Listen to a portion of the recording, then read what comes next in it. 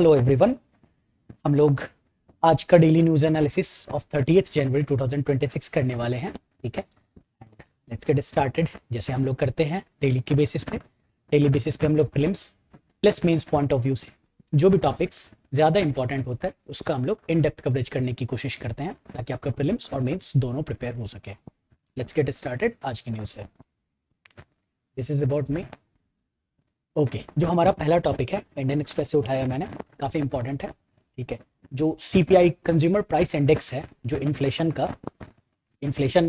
जो महंगाई है उसको जो मेजर करने का जो एक इंडिकेटर है, कंज्यूमर प्राइस इंडेक्स होता है, काफ़ी इंपॉर्टेंट इंडिकेटर है। इसका बेस ईयर का रिवीजन किया जा रहा है। बेस ईयर क्या होता है?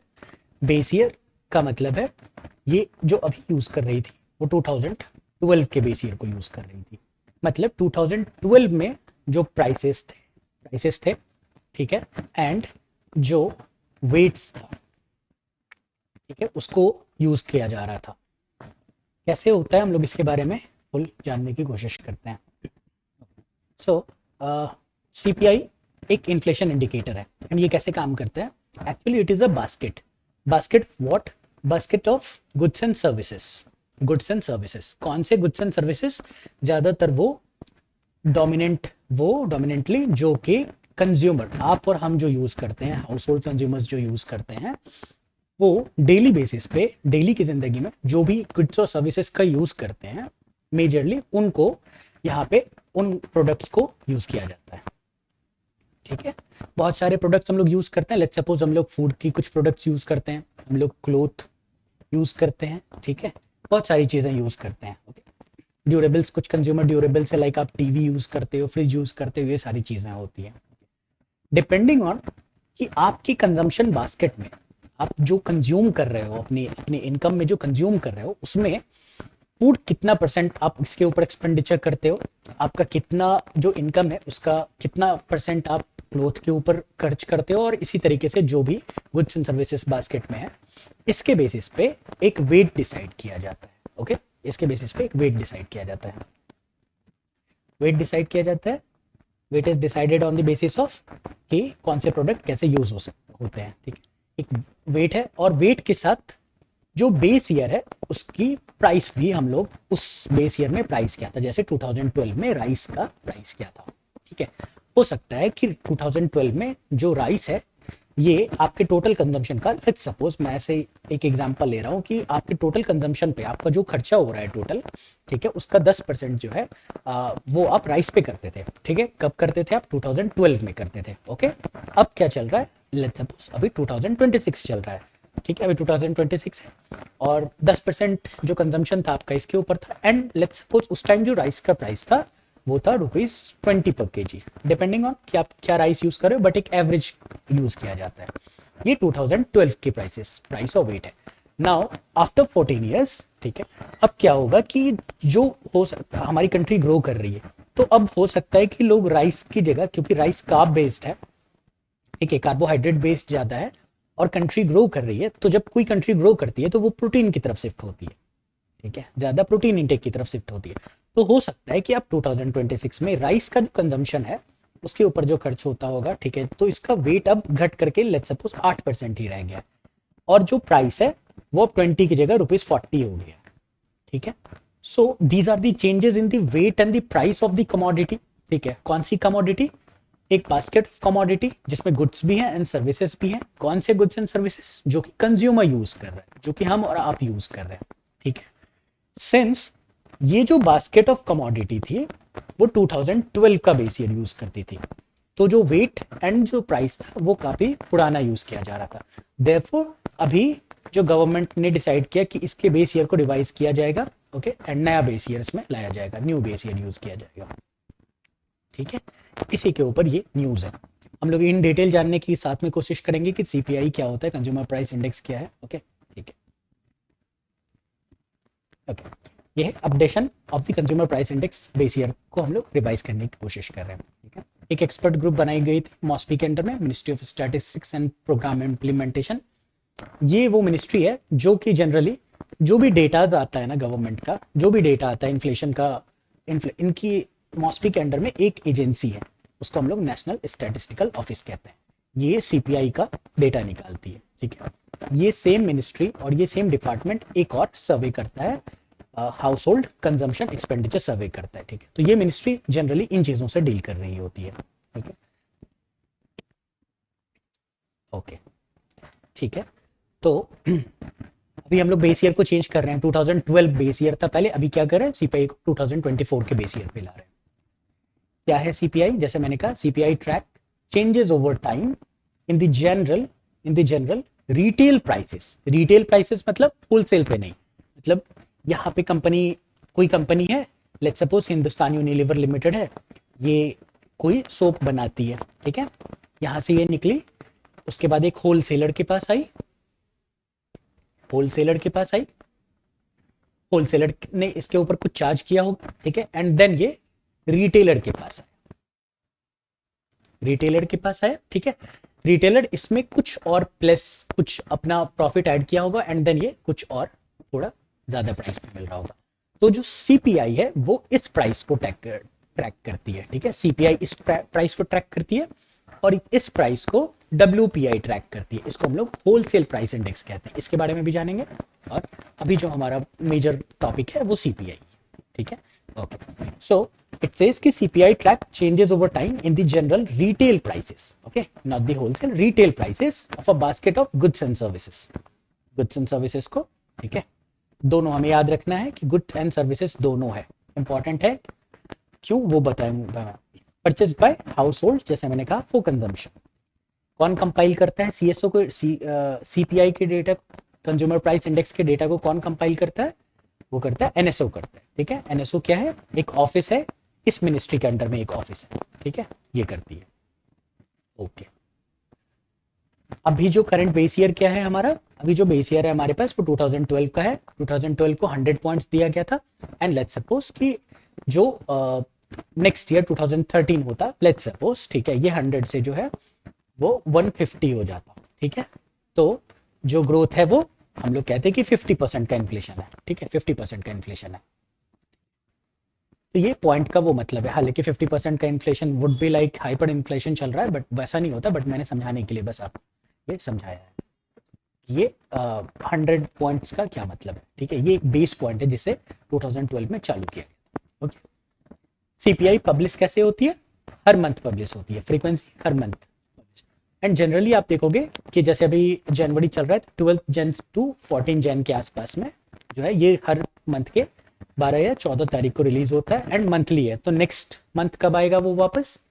12 फेब टू 14 फेब के बीच में आ रहा होगा, ठीक है। तो मंथली है, हर मंथ आ रहा होगा, 12 फेब टू 12 जन टू 12 फेब, ठीक है, इस तरीके से आ रहा होता है। लैग जैसा मैंने बताया एक मंथ का है, release every 12 to 14 of the month, ठीक है। प्राइमरी अब और क्या है? ठीक है, अब हम लोग जानने की कोशिश करते हैं कि इसका यूजेस क्या है, ठीक है। यूजेस क्या है?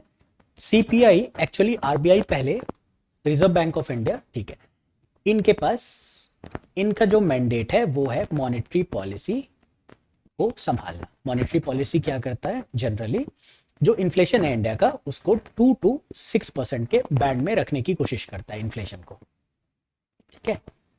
ऑन एन एवरेज 4% के आसपास रखने की कोशिश करता है, बट बैंड क्या है? 2 to 6% का बैंड है। तो ये जो मॉनेटरी पॉलिसी है ये किस प्राइस को ट्रैक कर रही है? इन्फ्लेशन के लिए किस प्राइस को ट्रैक कर रही है? तो ये सीपीआई को ट्रैक करती है, ओके, ये सीपीआई को ट्रैक करती है। पहले ये डब्ल्यूपीआई को ट्रैक करती थी, होलसेल प्राइस इंडेक्स को ट्रैक करती थी। बट हम लोग डब्ल्यूपीआई से सीपीआई की तरफ क्यों मूव किया हम लोग? बिकॉज हम लोग जानना चाहते थे कि जो एक कंज्यूमर है कंट्री का, जो एक सिटीजन है कंट्री का एक्चुअली, ठीक है, उसको क्या महंगाई पड़ रही है, ठीक है। Wholesale price index is not the price जो कि कंज्यूमर के पास आ रहा है, कंज्यूमर के पास सीपीआई की प्राइस लग रही है, ठीक है। यहाँ से यहाँ जो है प्राइसेस थोड़ा ज्यादा होता है, इसलिए हम लोगों ने शिफ्ट किया, सीपीआई के ऊपर शिफ्ट किया। तो आरबीआई मॉनेटरी पॉलिसी में किसको ट्रैक करती है? सीपीआई को ट्रैक करती है, ओके। ओके, सो यहाँ पे यही लिखा हुआ है, सेकंड, यहाँ भी यही लिखा हुआ है कि uses primary indicator for RBI for formulating monetary policy. Monetary policy का सबसे मेजर काम क्या है? ये डिमांड साइड इन्फ्लेशन जो है डिमांड साइड इन्फ्लेशन को टैकल करने की कोशिश करता है। ठीक है, ये डिमांड साइड को टैकल करने की कोशिश करता है, सप्लाई को नहीं। ठीक है, तो it is used as deflator also to adjust the nominal GDP to real GDP. क्या होता है नॉमिनल जीडीपी? नॉमिनल जीडीपी क्या होगा? नॉमिनल जीडीपी होता है कि वैल्यू हम लोग कोई भी गुड या सर्विस अगर कंज्यूम कर रहे हैं, ठीक है, तो उसकी जो वैल्यू होगी, वैल्यू क्या होता है? Quantity into price. Nominal terms में जब हम लोग देखते हैं तो this is quantity of the present year into price of the present year. ठीक है, एंड जब हम लोग रियल जीडीपी कैलकुलेट कर रहे होते हैं तो रियल जीडीपी की जो वैल्यू है ना, वो जो क्वांटिटी इनटू प्राइस होता है, उसमें जो क्वांटिटी है वो प्रेजेंट ईयर की है, इनटू प्राइस जो है वो बेस ईयर का है। ठीक है, और जो जीडीपी के लिए हम लोग बेस ईयर यूज करते हैं वो 2011-12 का होता है। ठीक है, तो इसमें जो price of the present year है, price of the base year है, ठीक है, क्वांटिटी का है, quantity of the present year, quantity of the present year. ठीक है, तो ये जो प्राइस है, ठीक है, इसको जो करने में के लिए भी हम लोग सीपीआई का यूज करते हैं, इस प्राइस को भी ट्रैक करने में। तो इससे हम लोगों को क्या फायदा होता है? इससे हम लोगों को real GDP and nominal GDP को भी कैलकुलेट करने में। ठीक है, ओके, तो ये इसमें भी मददगार होता है। Okay, so it is used as deflator. Deflator क्या होता है? एक्चुअली जीडीपी डिफ्लेटर होता है, ये भी एक इन्फ्लेशन का इंडिकेटर है। GDP deflator is equal to nominal GDP divided by real GDP. Nominal GDP is what? Nominal GDP is quantity of the present year into price of the present year divided by real GDP। क्या होती है? Real GDP होती है quantity of the present year into price of the base year। अब देखो quantity of the present year cut जाएगा, तो जो डिफ्लेटर है, डिफ्लेटर एक्चुअली ट्रैक क्या कर रहा होगा? Price of the present year with respect to price of the base year, that is nothing but inflation. ठीक है, इसलिए जीडीपी डिफ्लेटर भी it is also an indicator of inflation as like CPI. Difference होता है हालांकि GDP deflator और CPI में। GDP deflator में क्या है कि जीडीपी सारे गुड्स जो प्रोड्यूस हुए हैं ना, जीडीपी डिफ्लेटर में जो है सारे के सारे गुड्स जो प्रोड्यूस हुए हैं, ऑल गुड्स एंड सर्विसेज जो भी प्रोड्यूस हुए हैं ना, उन सारे को कैलकुलेट करता है। But CPI is a basket. ठीक है, इसमें सारे के सारे गुड्स को नहीं हम लोग ऐड करते हैं, इसमें बस वही ज्यादातर गुड्स होते हैं जो कि कंज्यूमर को अफेक्ट करते हैं। लेट्स सपोज कि एक कंपनी है जो माइनिंग मशीन वो जेसीबी वाली बनाती है। ठीक है, दैट इज नॉट समथिंग जो कंज्यूमर खरीद रहा है, जो आप और हम खरीद रहे हैं, इसलिए सीपीआई उसको ट्रैक नहीं करेगी। ठीक है, कैपिटल इक्विपमेंट को ट्रैक नहीं करेगी, बट जीडीपी डिफ्लेटर उसको भी करेगा ट्रैक। ओके ओके, ठीक है, तो used as deflator to adjust nominal GDP to real GDP. जैसे मैंने बताया, इंडेक्सेशन ऑफ वेजेस। अच्छा, और क्या होता है कि आपको जो सैलरी मिलती है गवर्नमेंट से, अगर आपको सैलरी मिल रही है, या फिर आपने देखा होगा कि अगर आपके फादर को, मदर को अगर पेंशन मिलता है, ठीक है, तो ये सारे जो वेजेस हैं वो डियरनेस अलाउंस के से लिंक होते हैं। ठीक है, डियरनेस अलाउंस से लिंक होता है। डियरनेस अलाउंस क्या है कि जो इन्फ्लेशन चल रहा होता है, गवर्नमेंट एटलीस्ट उतना प्राइस का इंक्रीज देती है ताकि आपका जो रियल इनकम है वो जो है वो घटे नहीं। लेट्स सपोज कि इन्फ्लेशन 4% है और आपका जो प्राइस, जो आपका वेज है, जो आपकी सैलरी इंक्रीमेंट है वो 3% से है, तो एक्चुअली में आपकी जो रियल इनकम है वो घट रही है। ठीक है, तो डियरनेस अलाउंस यूज किया जाता है ताकि आपकी जो रियल इनकम है वो प्रोपोर्शनेट रहे इन्फ्लेशन के, या फिर उससे ज्यादा थोड़ा। ठीक है, तो जो डियरनेस अलाउंस की कैलकुलेशन है, इसके लिए भी जो है सीपीआई की यूज होती है। ठीक है, डियरनेस अलाउंस के लिए भी यूज होता है। आगे बताएंगे हम लोग कि कौन सा सीपीआई यूज होता है डियरनेस अलाउंस के लिए। ओके, अपडेटेड सीपीआई बास्केट के बारे में हम लोगों ने बताया, सीपीआई 2024 यूज कर रहा है।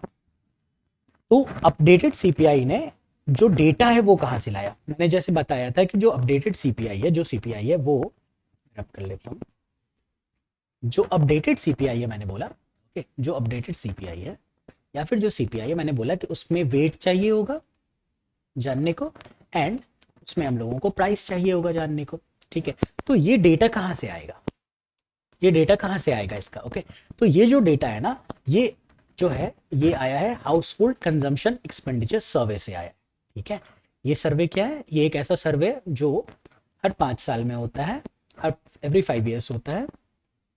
ठीक है, और ये ट्रैक करता है कि जो हाउस होल्ड है ना, जैसे as the name suggest, household consumption expenditure survey, household का कंजम्पशन के ऊपर कितना एक्सपेंडिचर है उसका सर्वे। ओके, ठीक है। तो हर 5 साल में होता है ये survey, household consumption expenditure survey. कौन करवाता है? ये भी एनएसओ करवाती है, एनएसओ वही जो सीपीआई भी कर रही है, ठीक है। तो यहाँ से रॉ डेटा आता है, ये एक्चुअली ग्राउंड पे जाके सर्वे करते हैं, रूरल एरियाज में, अर्बन एरियाज में जाके सर्वे करते हैं, और वो देखते हैं कि अब लोग क्या ज़्यादा कंज्यूम कर रहे हैं, क्या कम कंज्यूम कर रहे हैं, अच्छा किस चीज़ की प्राइस बढ़ गई, किस चीज़ की प्राइस घट गई। उसका जो रॉ डेटा है ना, उसका जो रॉ डेटा है वो HCES से आता है, हाउस होल्ड कंजम्पशन एक्सपेंडिचर सर्वे से आता है, ठीक है। उस डेटा को सीपीआई ने यूज किया है, अपने नए बेस ईयर रिवीजन के लिए यूज किया, ठीक है। It is conducted quinquennially, that is every 5 years। कौन करवाता है? एनएसओ करवाता है। हम लोग HCES की बात कर रहे हैं, ठीक है। ओके, HCES क्या मेजर करता है? मैंने जैसे बताया, it measures monthly per capita consumption expenditure on food and non food, ठीक है, ये यूज करता है। और साथ में ड्यूरेबल गुड्स। आप ये सारे दोनों चीज देख लो, ये वो है जो आप और हम एज ए कंज्यूमर, आप और हम जो है ना कंज्यूमर यूज कर रहा होता है, ठीक है। हम लोग फूड पे कुछ खर्चे करते हैं, कुछ नॉन फूड पे करते हैं। नॉन फूड पे जैसे आप मान लो कि क्लोथ हो गया, ठीक है, प्लस आप कुछ बाय कर रहे होते हैं, जैसे आपने टीवी बाय किया, आपने एक लैपटॉप बाय किया, खरीदा, ठीक है। तो ये सारी चीजें हैं। तो ownership of durable goods, these are durable goods, ठीक है, जिनकी जो लाइफ है वो थोड़ी होती है, थोड़ी लंबी होती है, लाइक 1 to 5 years के आसपास में होगा, ठीक है। These are durable goods. तो household consumption expenditure survey ये ट्रैक करता है monthly per capita expenditure on food and non food, और साथ में ओनरशिप ऑफ ड्यूरेबल गुड्स, ठीक है। ओके, अब हम लोग जानेंगे कि टाइप्स ऑफ सीपीआई। सीपीआई कितने तरीके का होता है? सीपीआई का एक्चुअल छह इंडिकेटर्स आते हैं सीपीआई के, ओके। सीपीआई में एक कंबाइंड आता है, रूरल आता है, अर्बन आता है, एंड एक्चुअली रूरल और अर्बन मिला के कंबाइंड आता है, ठीक है। एंड इसके अलावा सीपीआई का इंडस्ट्रियल वर्कर, रूरल वर्कर और एग्रीकल्चर वर्कर, लेबर कह लो, लेबर कह लो, ठीक है। तो ये 6 इंडिकेटर्स आते हैं, ठीक है। तो ये जो तीन है ना, रूरल, अर्बन और कंबाइंड, जो है ये एनएसओ रिलीज करती है, ये एनएसओ रिलीज करती है, ठीक है। ये जो वर्कर लेबर वाला जो भी इंडेक्स है ना, वो लेबर ब्यूरो रिलीज करती है। कौन करती है? Labour bureau, okay. Labour bureau किसके अंदर में आता है? Ministry of labour and employment के अंदर, ठीक है। हम लोगों को याद रखना है, ये प्रीलिम्स पॉइंट ऑफ व्यू से फैक्चुअल इंफॉर्मेशन है, इंपॉर्टेंट इंफॉर्मेशन है। CPI combined, CPI rural and CPI urban, ये तीनों एनएसओ कंडक्ट कराती है, ठीक है। And labour bureau under ministry of labour and employment, ये 3 सीपीआई निकालती है, CPI industrial worker, agriculture labour and rural labour. अब जैसे मैंने आपको बताया था डियरनेस अलाउंस के बारे में, ठीक है, इसके बेसिस पे आपकी सैलरी में कितना ग्रोथ होना चाहिए, पेंशन में कितना ग्रोथ होना चाहिए, वो डियरनेस अलाउंस के बेसिस पे गवर्नमेंट जो है वो यूज करती है। तो जो डियरनेस अलाउंस है ना, वो एक्चुअली में सीपीआई IW के इंडिकेटर को, इंडस्ट्रियल वर्कर के इंडिकेटर को फॉलो करता है, काफी इंपॉर्टेंट है, ठीक है। इंडस्ट्रियल वर्कर को आपने मनरेगा का नाम सुना होगा, ठीक है। तो जो MG नरेगा में जो वेज लेबर्स को दिया जाता है, वो किसको ट्रैक करता है? वो सीपीआई एग्रीकल्चरल लेबर को ट्रैक करता है, रिमेंबर, एग्रीकल्चरल लेबर को ट्रैक करता है, okay. So these are the different types of CPI जो पब्लिश होती है, ठीक है। हम लोग लास्ट में बस देख लेते हैं कि क्या क्या चेंजेस आए सीपीआई जो 2012 का बेस ईयर था और जो सीपीआई 2024 का बेस ईयर है। पहला चीज, बेस ईयर डिफरेंट है, ठीक है। मैंने जैसे बताया था कि जो हम लोग जीडीपी डिफ्लेटर मान लो यूज करते हैं, ठीक है। जीडीपी डिफ्लेटर में क्या होता है? All the goods and services, all the final goods and services जो भी प्रोड्यूस हुए ना, हम लोग सबके प्राइस को और वेट को, प्राइस एंड वेट को ट्रैक कर रहे होते हैं, ठीक है। But that is not the case with CPI. CPI में क्यों क्यों क्या है? मैंने बताया था एक बास्केट ऑफ गुड्स है।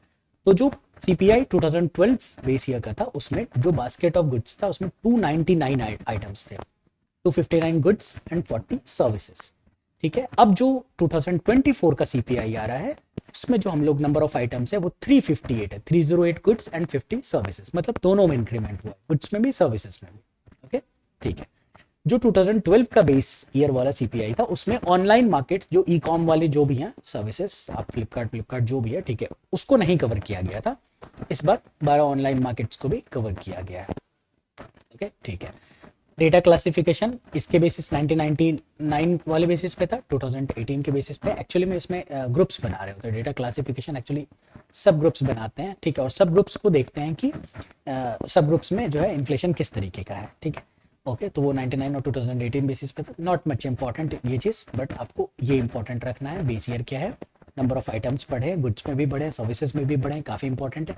ये काफ़ी इंपॉर्टेंट होगा कि ऑनलाइन मार्केट्स को भी इस बार कवर किया गया है, ठीक है। एक और चीज़, हाउस रेंट जो पहले जो एचआरए होता है, जो आप किसी घर में रहते हो अगर आप भाड़े पे, ठीक है, तो उसका एक आपको भाड़ा देना होता है, ठीक है।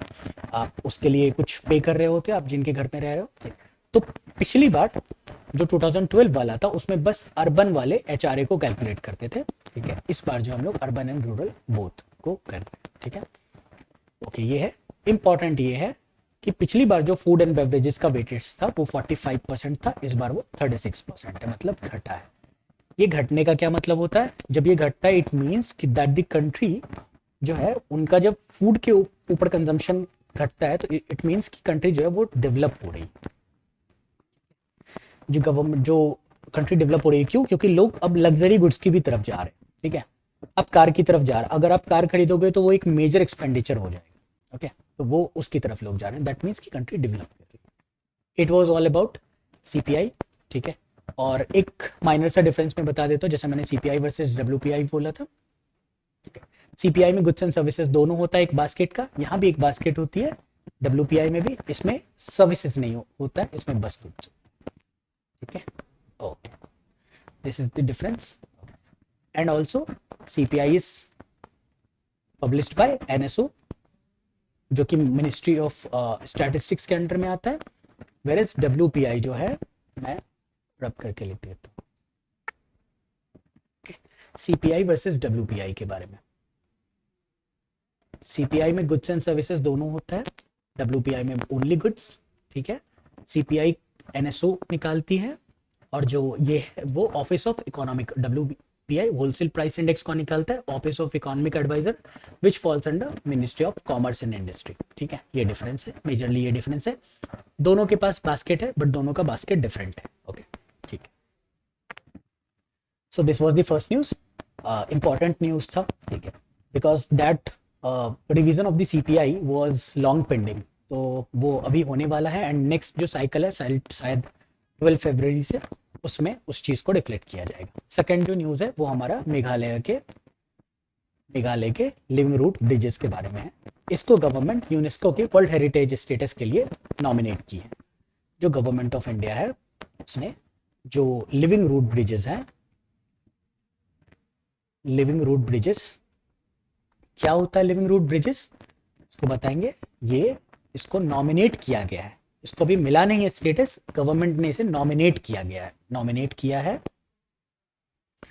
इंडिया की तरफ से एक नॉमिनेशन दिया है यूनेस्को को कि जो हमारा लिविंग रूट ब्रिजेस है मेघालय का, उसको यूनेस्को के वर्ल्ड हेरिटेज जो साइट्स होते हैं उसमें डाला जाए, ठीक है। लेट्स देखते हैं इसको आगे क्या है। इंडिया जैसे मैंने बताया officially submitted the nomination for Meghalaya's living root bridges titled, इसको जो लोकल लैंग्वेज है उसमें ये प्रोनाउंशिएट करते हैं, I don't know how to pronunciate it, Jingkieng Jri या ल्यूचराई, ठीक है, कल्चरल लैंडस्केप टू यूनेस्को, जो यूनेस्को का 26-27 वर्ल्ड हेरिटेज का इवेल्युएशन साइकिल है उसके लिए नॉमिनेट किया गया। मतलब इस साल जो चालू होने वाला है यूनेस्को का वर्ल्ड हेरिटेज साइट का, उसके लिए नॉमिनेट किया गया। This is what is living root bridges.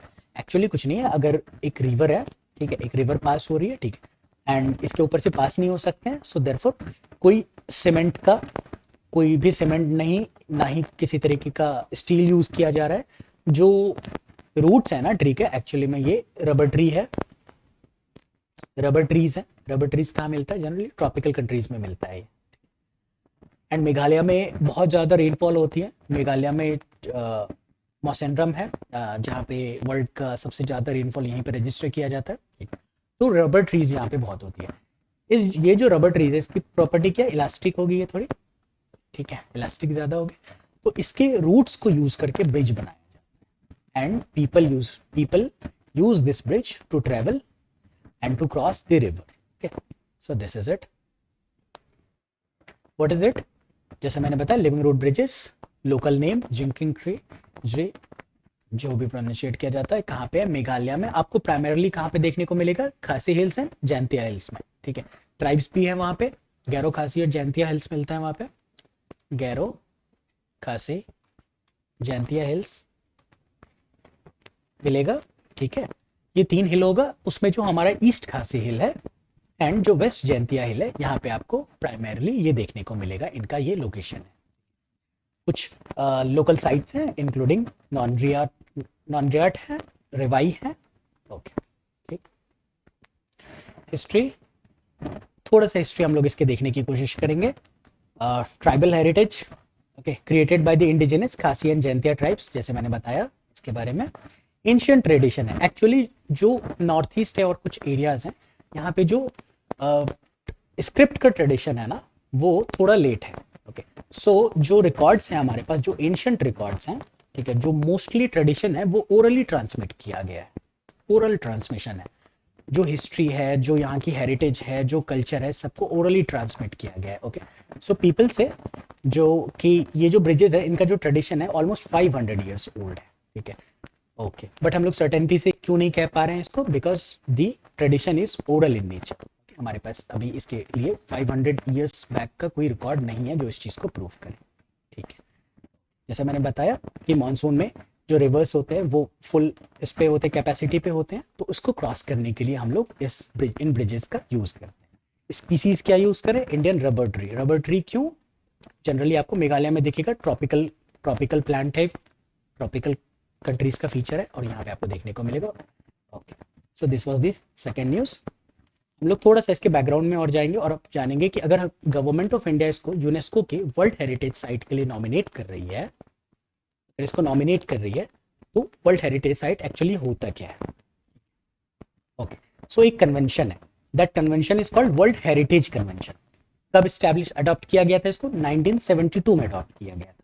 Official name क्या है इस कन्वेंशन का? इस कन्वेंशन का ऑफिशियल नेम है convention concerning the protection of world cultural and natural heritage. ये इसका ऑफिशियल नेम है. ठीक है. ये इसका ऑफिशियल नेम है और हम लोग इनफॉर्मली इसको वर्ल्ड हेरिटेज कन्वेंशन कह देते हैं. सो जो कंट्री इस कन्वेंशन को रेटिफाई करेगी, कन्वेंशन मतलब आप ट्रीटी समझ लो, एक ट्रीटी हुआ एक तरीके का. ठीक है.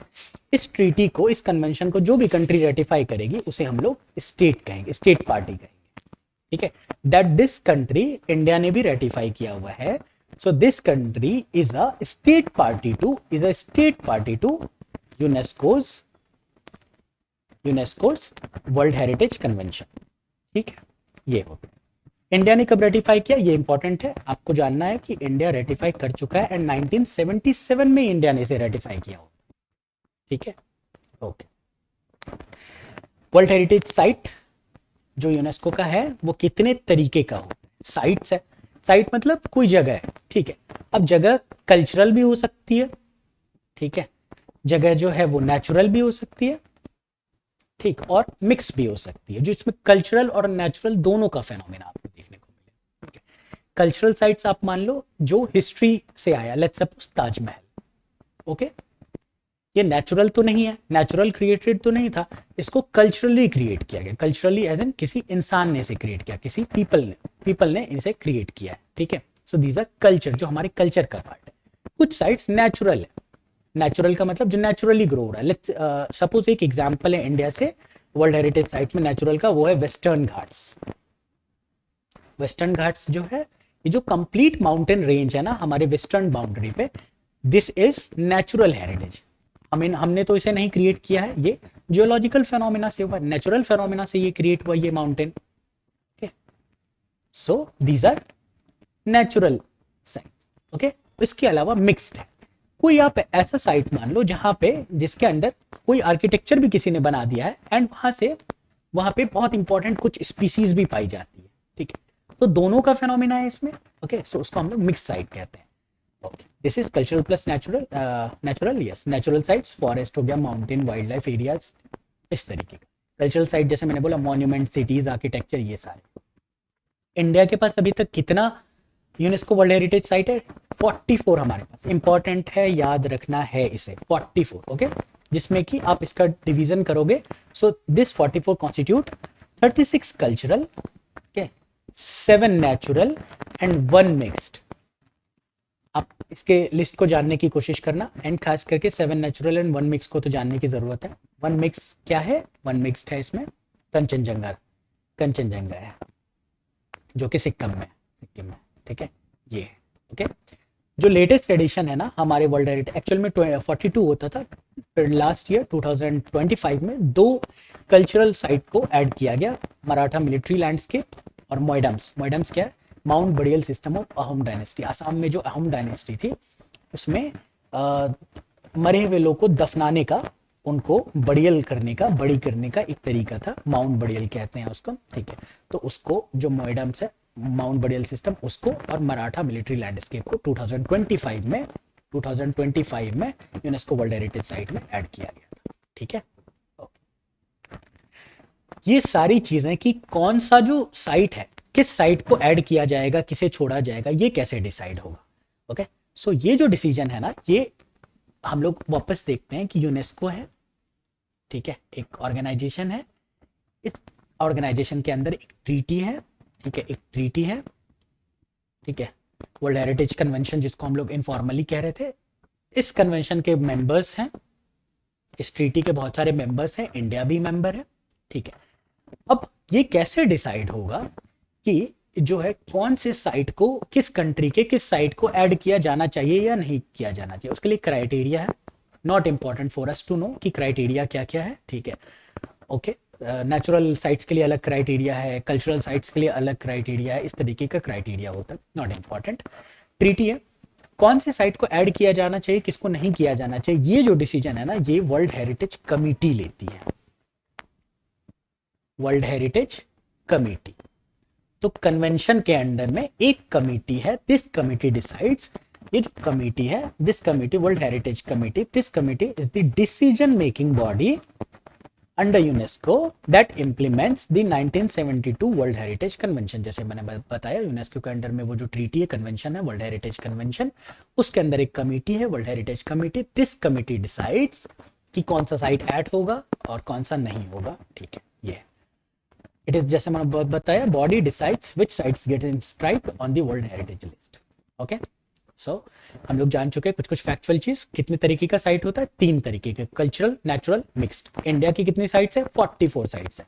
44 में 36 कल्चरल है, 7 नेचुरल है और एक 1 मिक्स्ड साइट, ठीक है, ओके। वर्ल्ड हेरिटेज कमिटी के बारे में जाना हम लोगों ने, कन्वेंशन के बारे में जाना, so these are the thing, okay. अब एक लास्ट टॉपिक हम लोग देखते हैं, इंपॉर्टेंट है। गवर्नमेंट ने कोकिंग कोल को critical and strategic mineral classify कर दिया है, ओके। अब जानना, और किसके अंडर में किया? एमएमडीआर एक्ट में अंडर में किया है। तो बेसिकली ये तीनों चीज बहुत इंपॉर्टेंट हो जाता है कि हम लोग कोकिंग कोल भी जाने, ठीक है, ये क्या है ये भी जाने, ठीक है, और एमएमडीआर, ठीक है, ओके। पीआईबी से उठाया हुआ न्यूज है ये, देखते हैं हम लोग। यस, कोकिंग कोल को ये किया गया है। एक्चुअली में कोकिंग कोल क्या है पहले ये जानते हैं। कोकिंग कोल हाई ग्रेड का, वेरी हाई ग्रेड का, मतलब आप समझो कि जो कोल होता है ना, उसका डिफरेंट टाइप्स होता है, ठीक है। पीट, लिग्नाइट,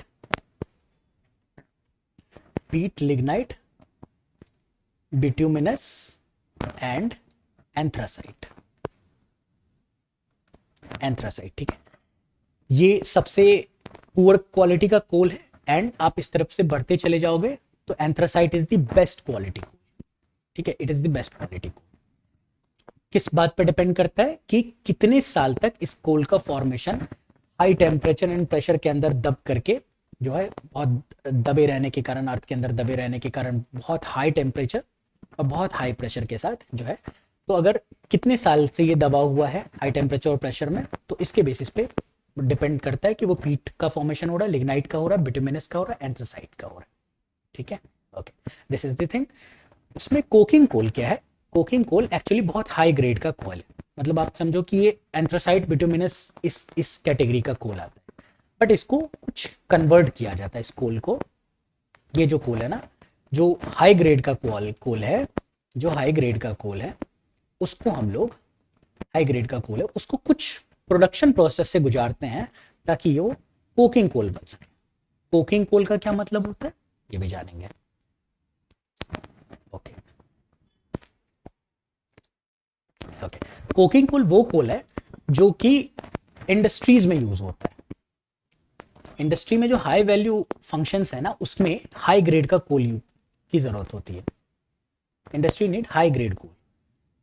इसमें बस आपको इंडस्ट्री में बहुत और चीज़ों के लिए भी कोल चाहिए होती है, ठीक है, तो हाई ग्रेड कोल होता है, इसका नीड होता है। इस कोल को इसलिए हम लोगों को बनाना पड़ता है। कैसे बनाते हैं उस प्रोसेस को भी हम लोग जानेंगे, ठीक है। अभी इसको देखते हैं, ठीक है।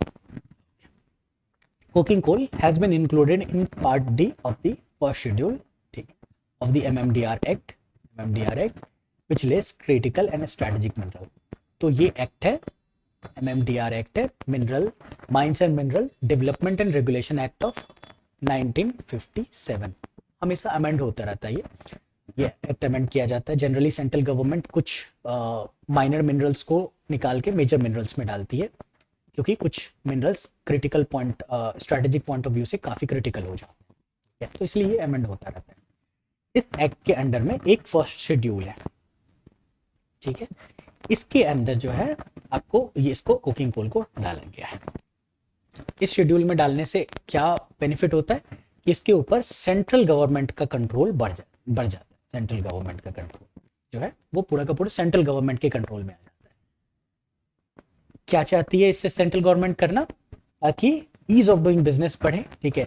इसका जो प्रोस्पेक्शन है, मान लो आपको कोई हाई ग्रेड का कोल है और वो कहाँ पे मिलेगा या कहाँ पे नहीं मिलेगा, उसके लिए माइनिंग का लीज देना पड़ता है।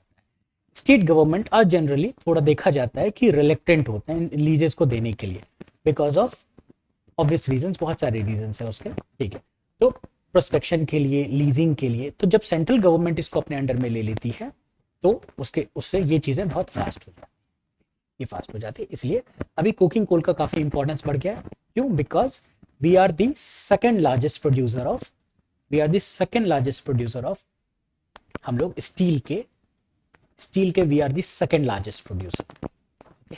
और स्टील की इंडस्ट्री में और सीमेंट की इंडस्ट्री में, सीमेंट में पेट्रोकेमिकल्स में भी आपको यूज होता है, दिस इज सीमेंट, पेट्रोकेमिकल्स, ये सारी वो इंडस्ट्री है जो कोकिंग कोल का यूज करती है। अब लेट्स सपोज हम लोग स्टील का एग्जांपल लेते हैं, ठीक है, स्टील है, सीमेंट है, पेट्रोकेमिकल, लेट्स सपोज स्टील का example, we are the second largest producer of steel, और स्टील के लिए जरूरत है कोकिंग कोल का, और इस कोकिंग कोल हमारे यहाँ प्रोड्यूस ही नहीं हो रहा है, बिकॉज जो हमारा मैक्सिमम जो कोल है, वो जो है लो ग्रेड का कोल है, थोड़ा लो ग्रेड का कोल इंडिया में देखा जाता है। तो कोकिंग कोल जो है, this is not low, coking coal is not low grade coal, okay, this is found in India, okay. Coking coal चाहिए हम लोगों के, और कोकिंग कोल के ऊपर जो इंडिया का जो है 95% डिपेंडेंसी है, इंपोर्ट कर रहे हैं हम लोग सारे के सारे। 95% of the coking coal requirement of steel sector और भी चीजों के लिए is met through the imports. सोचो आप, 95% हम लोगों को इंपोर्ट करना पड़ रहा है कोकिंग कोल को। So this is the paradox कि on the one hand we are the second largest producer of steel, and on the other hand हम लोगों को 95% जो उसका इंग्रेडिएंट है कोकिंग कोल, उसको लाना पड़ रहा है, इंपोर्ट करना पड़ रहा है, okay. So this is not good, इसलिए सेंट्रल गवर्नमेंट ने इसको अपने अंडर में लिया है।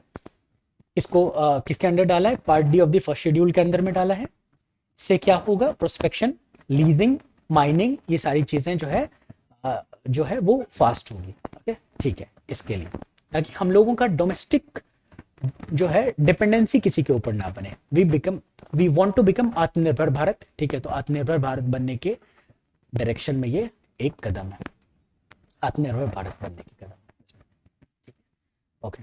Is expected to what? This decision expected to facilitate faster approvals, ease of doing business. See these are the keyword, ease of doing business, इन सबको आपको यूज करना है मेंस में। Accelerate exploration, mining activities, deep seated deposits, ठीक है, जो जमीन के बहुत गहराई में है तो उसको भी निकालना है उस चीज के लिए। थोड़ा सा कोकिंग कोल के बारे में जानते हैं। These are metallurgical coal, metallurgical coal मतलब जो मेटलर्जी में मतलब केमिकल की इंडस्ट्री में यूज होता है, मेटल्स बनाने में यूज होता है, ठीक है। उस मेटलर्जिकल ग्रेड का कोल है ये। Is a specific grade of bituminous coal, जैसे मैंने बताया था। Unlike thermal coal, thermal coal का क्या होता है, जैसे आप मान लो कि पीट और लिग्नाइट है। लिग्नाइट आपको मोस्टली नेवेली में मिलेगा। नेवेली का है, तमिलनाडु में है। जो मैक्सिमम आपको लिग्नाइट मिलता है वो वहीं पे मिलता है, और भी पूरे इंडिया में मिलता है। तो लिग्नाइट थोड़ा लो ग्रेड का कोल है। इसमें जो कोल का कंटेंट है वो 40 to 50% के आसपास होता है। वेरएस अगर हम लोग बात कर रहे हैं बिटुमिनस की बात कर रहे हैं तो इसमें 60 to 70% के आसपास। ओके। हाई ग्रेड कोल में जो सबसे इंपॉर्टेंट चीज है वो आपको जानना जरूरी है कि जो हाई ग्रेड कोल होता है ना, जो हाई ग्रेड कोल है उसमें ऐश का कंटेंट, राख का कंटेंट कम होता है, सल्फर आपको कम मिलेगा, ठीक है, ये सारा कंटेंट कम होता है। बट जो थर्मल कोल है, आप देखो जो घर में कोल यूज करके खाना बनाया जाता था पहले, या फिर ठंडी के मौसम में जला के आग सेका जाता था, उसमें आप देखना कि धुआं बहुत उठता था, ठीक है, जो स्मोक है वो बहुत होता था। वाई? बिकॉज एक तो जो लो ग्रेड का कोल है उसमें जो है मॉइस्चर ज्यादा होता है लो ग्रेड के कोल में। ओके, एक सेकेंड कर लूं। जो लो ग्रेड का कोल है, लो ग्रेड का कोल है उसमें ऐश ज्यादा होगा, ठीक है, आपको मॉइस्चर ज्यादा मिलेगा, ठीक है, सल्फर का कंटेंट ज्यादा मिलेगा, ठीक है, ये सारी चीजें इस कारण आपको स्मोक देखने को मिलता है। आपको ये हाई ग्रेड कोल में नहीं दिखेगा। तो हम लोग जो लो ग्रेड का कोल है उसको थर्मल पर्पज के लिए यूज कर सकते हैं, हीटिंग के लिए यूज कर सकते हैं, ठीक है। बट जो हाई ग्रेड का कोल है वो इंडस्ट्रियल यूजर्स के लिए, which is burn for electricity. जो लो ग्रेड का कोल है थर्मल कोल, बट एसेंशियल क्या है, कुकिंग कोल का क्या है, स्टील प्रोडक्शन के लिए, ठीक। बनता कैसे, ये इंपॉर्टेंट है। कुकिंग कोल कैसे बनता है, तो जैसे मैंने बताया कि आपके पास बिट्यूमिनस कोल था, बिट्यूमिनस कोल था, ठीक है। आप इस बिट्यूमिनस कोल को हीट करते हो, और कैसा हीट करते हो, एन एरोबिक करते हो। एन एरोबिक का मतलब ऑक्सीजन नहीं है, ठीक है। अगर आप हीट करते हो किसी चीज को बिना ऑक्सीजन के, तो आपको पता है कि ऑक्सीजन चाहिए होता है बर्निंग के लिए, बर्न करने के लिए ऑक्सीजन चाहिए होता है। बट अगर आप ऑक्सीजन ना दो, अगर आप ऑक्सीजन ना दो तो वो बर्न नहीं होगा, ठीक है, वो बर्न नहीं होगा। तो ऐसे जो हीटिंग होती है ना, एन एरोबिक हीटिंग होती है, इससे क्या होता है, इस कोल में जो भी मॉइस्चर है, मॉइस्चर है वो इवापोरेट हो जाता है, और मॉइस्चर के साथ साथ कुछ ऐश कंटेंट है, कुछ सल्फर का कंटेंट है या कुछ भी, वो भी इवापोरेट हो जाता है। तो अब जो कोल बचता है वो कोल काफी प्यूरिफाइड होता है, इसमें ना मॉइस्चर है ना ऐश का कंटेंट ज्यादा, ऐश का कंटेंट ज्यादा है, ठीक है, ना मॉइस्चर है ना ऐश का कंटेंट ज्यादा है, इस तरीके का है, ठीक है। सो इस तरीके से इसको प्योरीफाई किया जाता है, and therefore it is called coking coal, okay, also known as metallurgical coal. Bituminous coal से बनाते हैं इसको, when heated in an oxygen free oven, ठीक है। इस प्रोसेस को क्या बोलते हैं, कार्बनाइजेशन कहते हैं, इंपॉर्टेंट है। आपके जनरल साइंस का जो पेपर है प्रीलिम्स और मेंस में, वहां पे ये इंपॉर्टेंट है, ठीक है। इस प्रोसेस को क्या कहते हैं, कार्बनाइजेशन कहते हैं। कार्बनाइजेशन करने से क्या होता है, वो जो आपका बिटुमिनस कोल है वो सॉफ्ट हो जाता है, थोड़ा फूल जाता है, स्वेल कर जाता है, एंड स्वेल करने के बाद जब आप उसको छोड़ दोगे वो ठंडा होगा, देन इट रीसॉलिडिफाइज, वो वापस से जो थोड़ा मोल्टन स्टेट में था ना, वो वापस से सॉलिड बनता है। और अब जब सॉलिड बनता है तो वो एक हार्ड पोरस मास कॉल्ड कोक, जो हार्ड पोरस मास फिर बचता है उसको कोक कहते हैं, ठीक है। So this is the process. मैंने जैसे बताया used in cement industry, chemical petrochemical industry में हाई ग्रेड कोल्स का यूज होता है, कुकिंग कोल का यूज होता है। इंडिया में तो क्या हम लोग जो की जो 95% डिपेंडेंसी है इंपोर्ट के ऊपर, तो क्या हमारे पास है ही नहीं। अगर नहीं होता तो क्या हम लोग एमएमडीआर को अमेंड करते, मतलब करते भी तो क्या फायदा होता, अगर हमारे पास रिजर्व है ही नहीं। तो अमेंड करके उसकी लीजिंग, उसकी माइनिंग को अगर गवर्नमेंट ऑफ इंडिया अपने अंडर में ले भी लेती तो कुछ फर्क नहीं पड़ता, दैट मीन्स कि हमारे पास रिजर्व है, बट हम लोग उसको माइन नहीं कर रहे, ठीक है। ऐसा है कि we have 37.37 billion tons of reserves. कहाँ पे मोस्टली पाया जाता है, झारखंड में, मध्य प्रदेश में, वेस्ट बंगाल में, छत्तीसगढ़ में। दीज आर जनरली वो जो मिनरल बेल्ट है, मिनरल बेल्ट के सारे मिनरल, इस बेल्ट में बहुत ज्यादा मिनरल्स मिल रहे होते हैं, ठीक है। तो यहाँ आपको मिल जाएगा, ठीक है। तो हमारे पास रिजर्व्स तो है बट हम लोग प्रोडक्शन नहीं कर रहे हैं। So what we are trying कि अब इन रिजर्व से माइनिंग हो, माइनिंग हो और फिर प्रोडक्शन हो, ठीक है, प्रोडक्शन हो, और प्रोडक्शन होने से क्या होगा, प्रोडक्शन होने से क्या होगा कि हमारी इंपोर्ट की जो डिपेंडेंसी है वो कम होगी। इंपोर्ट डिपेंडेंसी कम होने से क्या होगा, हमारा सेल्फ रिलायंस होगा। ठीक है, सेल्फ रिलायंस होगा और क्या होगा, हमारा जो हार्ड अर्न फॉरेन एक्सचेंज है वो डिप्लीट हो रहा है, तो फॉरेन एक्सचेंज बचेगा। ठीक है, ये भी बचेगा, तो ये है। और हमारा जो स्ट्रैटेजिक जो हमारा एडवांटेज है वो भी बढ़ेगा। चैलेंजेस क्या है जनरली, इनसफिशिएंट डोमेस्टिक प्रोडक्शन जैसे मैंने बताया, हाई ऐश कंटेंट जैसे मैंने बताया था, और कुछ इश्यूज है ना वो आप कहीं भी लिख सकते हो। इंडिया में कुछ लेगेसी माइनिंग इश्यूज है। लेगेसी इश्यूज क्यों बोलते हैं कि मतलब these are those issues which are lingering on for years and years in India, मतलब बहुत साल से चला जा रहा है और वो माइनिंग के इश्यूज खत्म ही नहीं हो रहा है। कुछ इश्यूज कहते हैं जैसे कि आप जानो कि झड़िया, झड़िया झारखंड में है, झड़िया इज इन झारखंड, वो पूरी की पूरी सिटी अंदर से जल चुकी है बिकॉज वहां कोल है। लेट्स सपोज ये सिटी है, ये सिटी है, यहाँ पे बिल्डिंग्स हैं, ठीक है, नीचे पूरा कोल है, ये पूरा कोल अंडरग्राउंड फायर लग चुका है, वो पूरी की पूरी सिटी को क्लीन हटाया जा रहा है, यहाँ पर से जो ऊपर लोग रहते हैं उनको हटाया जा रहा है because the land is subsiding. यहाँ जल रहा है सारा का सारा coal, so the land is subsiding and building पूरी कलेप्स हो रही है इस चीज में। ठीक है, so underground fires, land subsidence जैसे मैंने बताया, लिमिटेड जियोलॉजिकल डेटा, ये भी एक इंपॉर्टेंट पॉइंट है। ठीक है, कि हमारे पास डेटा ही नहीं है कि हमारे पास रिजर्व्स और कहाँ कहाँ। ठीक है, और ये this is valid for all other minerals also, बहुत सारे और मिनरल्स के लिए भी। ठीक है, जैसे हम लोगों को नहीं पता है कि पेट्रोलियम का और कहाँ कहाँ रिजर्व्स इंडिया में है, सो गवर्नमेंट ज़्यादा से ज़्यादा प्रोस्पेक्टिंग करने की कोशिश कर रही है। लैंड एक्विजिशन, आप कुछ भी इंफ्रास्ट्रक्चर क्रिएट करो, दीज आर लेगेसी इश्यूज। आपको ये हमेशा, आपको कोई भी क्वेश्चन मेंस में आए आप इन चीज़ों को लिख सकते हैं। Okay, so these are the challenges. MMDR act के बारे में थोड़ा सा देखेंगे हम लोग। Okay, it empowers the union government to make laws. Actually में इसका कॉन्स्टिट्यूशनल बेसिस क्या है पहले ये देख लेते हैं। कॉन्स्टिट्यूशनल बेसिस क्या है इसका, कॉन्स्टिट्यूशनल बेसिस ये है कि एंट्री 54 ऑफ यूनियन लिस्ट।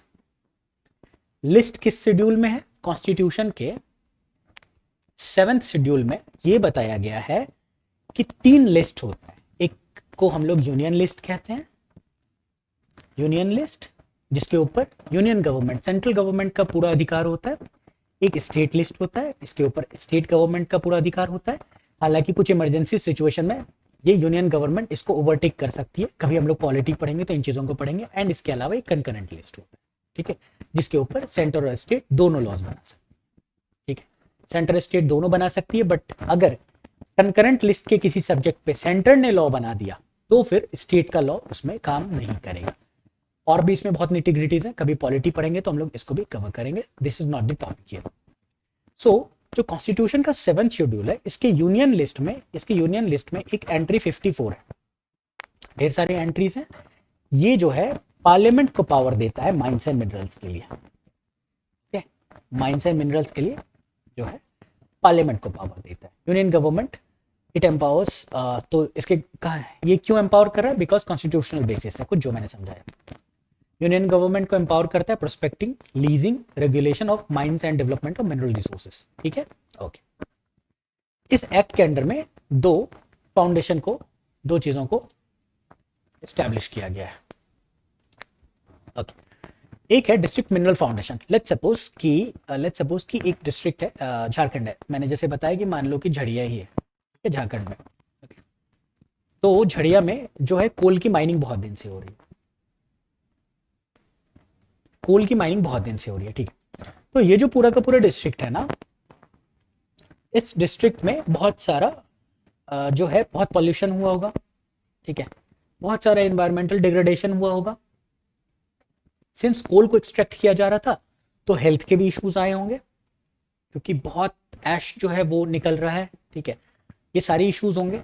तो इन सब चीजों को टैकल करने के लिए, इस एक्ट के अंडर में एक डिस्ट्रिक्ट मिनरल फाउंडेशन को बनाया गया for the welfare of the people and areas, not just people and also the area affected by mining. उसके अलावा एक और ट्रस्ट को बनाया गया, नेशनल मिनरल एक्सप्लोरेशन ट्रस्ट। इन सब में जो पैसा है ये कहाँ से आता है, जो माइनर्स हैं, जो माइनिंग कंपनी है वो इसमें फंड जो है कंट्रीब्यूट करती है। ठीक है, एनएमईटी का क्या पर्पस है, जैसे डीएमएफ का पर्पस क्या था कि पीपल एंड द एरिया के डेवलपमेंट को, those area and people affected by the mining, ठीक है, उनके वेलफेयर के लिए जो है डिस्ट्रिक्ट मिनरल फाउंडेशन है। इसके अलावा एक नेशनल मिनरल एक्सप्लोरेशन ट्रस्ट है कि ज़्यादा से ज़्यादा एक्सप्लोरेशन किया जा सके।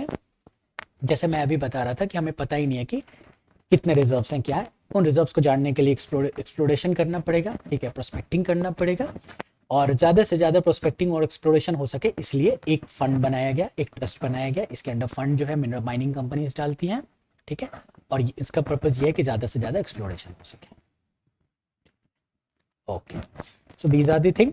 इसके अलावा एक इंपॉर्टेंट चीज़ है माइनिंग, माइनर मिनरल वर्सेस जो है आपको मेजर मिनरल का क्लासिफिकेशन। जो है मिनरल का क्लासिफिकेशन कैसे है कि ये जो एमएमडीआर एक्ट है, ठीक है, माइनर मिनरल्स को तो सेंट्रल गवर्नमेंट का मैंने बताया कि पावर है, government of India, central government. ये क्या करती है इस एक्ट में, एमएमडीआर एक्ट में कुछ नोटिफाई करती है, कुछ कुछ मिनरल्स को नोटिफाई करती है।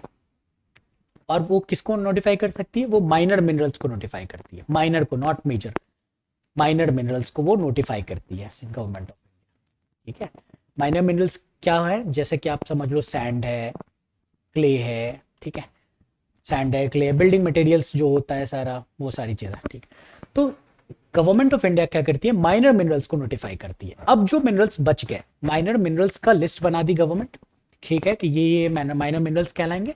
इसके बाद जो भी बच गया वो मेजर मिनरल्स ऑटोमेटिकली कंसिडर हो, जो बच गया वो मेजर मिनरल में कंसिडर किया जाता है। Okay, so this is the basis of classification. Okay, but minor minerals जो है नोटिफाई भले सेंट्रल गवर्नमेंट करेगी, बट इसके ऊपर जो एडमिनिस्ट्रेशन का पावर होता है, ठीक है, जो रॉयल्टी आ रही होती है, ये सारी चीजें कहाँ जाती है? ये स्टेट गवर्नमेंट को, ये स्टेट गवर्नमेंट को मिलता है। ठीक है, जैसे मैंने बताया major minerals, all minerals other than minor minerals.